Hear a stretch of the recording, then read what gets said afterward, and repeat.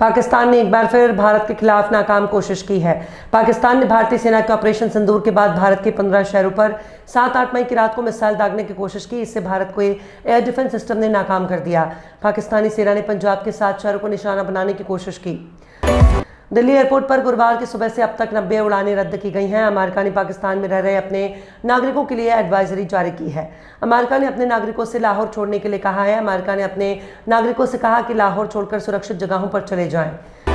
Operation सिंदूर की आधिकारिक जानकारी लोगों तक पहुंचाने वाली कर्नल सोफिया कुरैशी और विंग कमांडर व्योमिका सिंह की चर्चा घर घर में हो रही है। सोफिया ने 2006 में अफ्रीकी देश कांगो में यूनाइटेड नेशंस के शांति अभियान में भारतीय सेना के दल का नेतृत्व किया। वहां उन्होंने युद्ध विराम की निगरानी करने और लोगों तक मानवीय सहायता पहुंचाने में बड़ी भूमिका निभाई।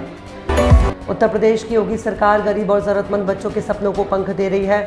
शिक्षा सबका अधिकार है कि सोच को जमीन पर उतारते हुए सरकार ने 1.06 लाख से ज्यादा बच्चों को निजी स्कूलों में मुफ्त दाखिला दिलवाया है। ये सब हुआ है शिक्षा का अधिनियम यानी RTI के तहत। उत्तर प्रदेश में अब कोई भी रेस्टोरेंट, ढाबा, मिठाई की दुकान, fast food centre, packaged food बनाने वाली यूनिट या सड़क किनारे खाने पीने का सामान बेचने वाला व्यक्ति बिना रजिस्ट्रेशन या लाइसेंस के कारोबार नहीं कर पाएगा।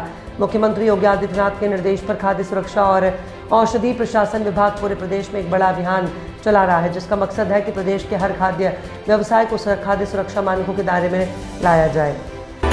दिल्ली सरकार ने वायु प्रदूषण से निपटने के लिए कृत्रिम बारिश तकनीक का सहारा लेने का फैसला किया। मुख्यमंत्री रेखा गुप्ता की अध्यक्षता में बुधवार को हुई कैबिनेट में बैठक में दिल्ली NCR में कृत्रिम बारिश को विकल्प के रूप में प्रयोग करने को लेकर ट्रायल की मंजूरी दे दी गई है। इस परियोजना के तहत कुल 5 परीक्षण किए जाएंगे, जिसके लिए सरकार ने 3.21 करोड़ रुपए के बजट को मंजूरी दी है। केंद्र सरकार से इसी महीने ग्रेटर नोएडा डिपो स्टेशन से बोड़ाकी तक मेट्रो रूट को मंजूरी मिलने की उम्मीद है। केंद्र की मंजूरी के बाद नोएडा मेट्रो रेल कॉरपोरेशन इस रूट के लिए डिजाइन कंसल्टेंट की नियुक्ति करेगा। इसके बाद टेंडर जारी किया जाएगा। अगर आप उन लोगों में से हैं जिन्हें बार बार रिचार्ज करना पसंद नहीं है, तो एनुअल प्लान से रिचार्ज करना बेहतर फैसला होगा। भारतीय टेलीकॉम मार्केट में फिलहाल सबसे बड़ा मार्केट शेयर जियो और एयरटेल के पास है। मजे की बात तो यह है कि दोनों ही कंपनियां अपने सब्सक्राइबर्स को एक जैसी कीमत वाले एनुअल डेली डेटा प्लान से रिचार्ज करने का विकल्प दे रही हैं। एक्ट्रेस साई पल्लवी की गिनती फिल्म इंडस्ट्री की सफल एक्ट्रेसेस में से की जाती है।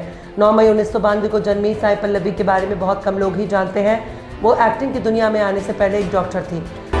भारत और पाकिस्तान के बीच बढ़ते तनाव का असर क्रिकेट पर भी दिख रहा है। BCCI ने पहलगाम हमले के बाद ICC से मांग की है कि उन्हें ICC टूर्नामेंट में भी पाकिस्तान के साथ एक ग्रुप में न रखा जाए। इससे दोनों के बीच क्रिकेट मैच और कम होने की संभावना बढ़ जाएगी। भारत अगर पूरी तरह पाकिस्तान और बांग्लादेश का बहिष्कार कर दे तो ये झटका दोनों क्रिकेट बोर्ड बर्दाश्त नहीं कर पाएंगे।